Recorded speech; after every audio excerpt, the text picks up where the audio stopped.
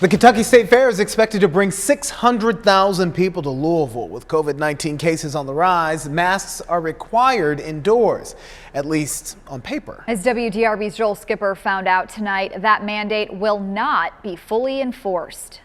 Even though the Kentucky State Fair is just a few days away, crews are already here getting ready. You see, they're unloading ice into one of the ice machines. There are some changes this year, and of course, masks are one of them. Construction inside the Kentucky Expo Center will only get busier as the fair gets closer. The future farmers of America have started setting up their display with COVID precautions in mind. Being with the virus, being around, it's another thing to keep in consideration is how do we make the masses flow quickly? How do we get people in and out?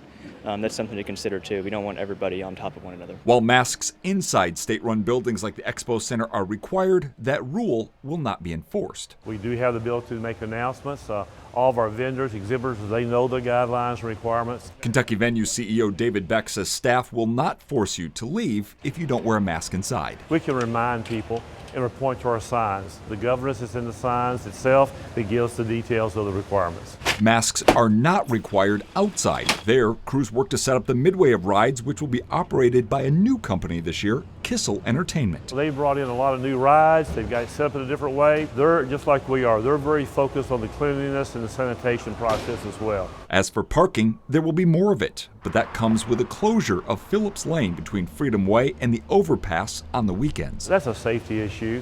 A lot more parking, but a lot more ability to get across the lane with the traffic being stopped. 11 lanes of traffic and new ticketing gates will allow for easier access getting to the fairgrounds. The fair is still looking to hire more ticket scanners, security, and those to help with parking. In what typically draws a crowd of 600,000, Beck believes this year will still be heavily attended and that pre-sales have been doing well. 40-plus food vendors here. We have exhibits halls being set up now. We have judging taking place. People, about 13,000 different entries here. The Kentucky State Fair runs August 19th through the 29th. In Louisville, Joel Skipper, WDRB News.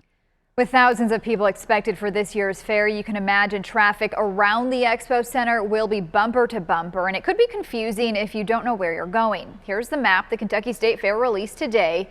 If you're going to the fair, you should use gates 1, 4, and 6. Gate 2 is for anyone going to Kentucky Kingdom. When the thrill park isn't open, Gate 2 can be used for fairgoers. And as Joel mentioned, the portion of Phillips Lane in orange near the bottom will be closed on the weekends of the fair. That's August 21st, 22nd, 28th, and 29th.